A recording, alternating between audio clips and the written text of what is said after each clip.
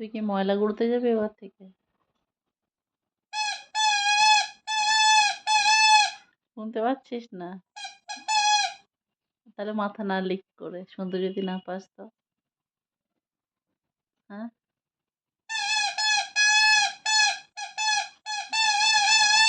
তুই তো পড়াশোনা করবি না, বেকার করছিসও না।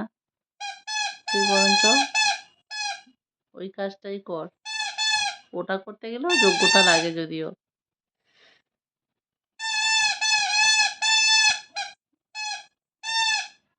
সকালবেলা করে ওই যে কাকুটা আসে ময়লা নিতে, বলবি তোমার তো বয়স হয়েছে, কষ্ট করে তোমাকে আর বাঁশি বাজাতে হবে না, আমি বাজিয়ে দেবো। তাহলে কি করবি তুই?